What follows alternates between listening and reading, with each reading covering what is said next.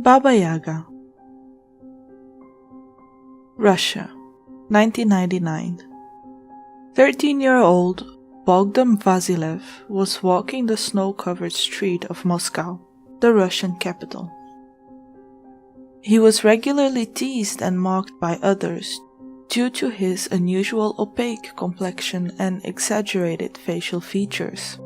Wrapped in oversized coat and fur hat, known locally as Ushanka, he walked awkwardly along the Volga riverside, mist escaping his body with every breath. As he made his way into the third-story apartment he shared with his parents, Olga and Dmitry, and his younger brother, Vadim, he couldn't help but feel a little depressed. "What's the matter, son?" asked his father. "Nothing, father," he replied. "Honestly." Truth be told, the teenager was getting fed up of being ridiculed by his peers, and nightly prayed to God to take him away from all this, or at least give him a way to stop it. Many weeks passed, and the torment increased, and the feelings of despair deepened within him, turning his stomach every time he had to leave the house. Soon he found himself unable to leave the building, freezing in fear at the doorway. He finally found solace in an old book of urban legends, and stopped on one story in particular, the story of Baba-Yaga.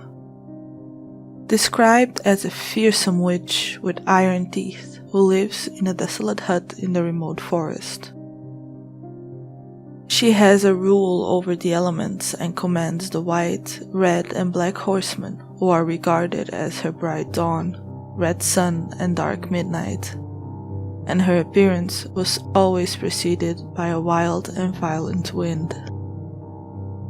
The more he read, the more he wished she truly existed. Maybe she would help him dispel the traumas he suffered daily and make the perpetrators pay for the way he felt. Further down the page, there was a passage on how she was believed to have been summoned. It reads as follows: Baba-Yaga, you are the arch-crone, the goddess of wisdom and death, the bone mother, wild and untamable. You are a nature spirit, bringing wisdom and death of ego, and through death, rebirth. Desperate to be free from ridicule, Bogdan began to recite the passage, over and over, to no avail. Or so he thought. The very next day, he had to make his way into school. Reluctantly, he left.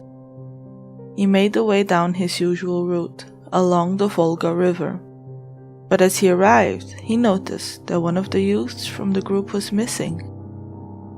He passed them nearby and overheard them saying that the Baba-Yaga came and took Alexander in the night.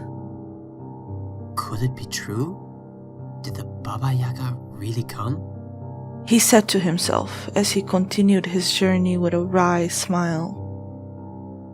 2 days later, and another boy was missing, and as the weeks went by, another and another. Could this really be the work of Baba-Yaga? Alexander's body was found a few days later. It looked as though he had the life physically drained from him, grey and sullen, all of which related to the stories of the Baba-Yaga, as she was also known for consuming the souls of those punished. This allowed her to continue her fabled reality. The others were discovered over a period of weeks, all in the same condition, as though they suffered in the same way as Alexander, and though he felt remorse for them, Bogdan could not deny his relief and strange feeling of happiness, that they were no longer here to torment as they did.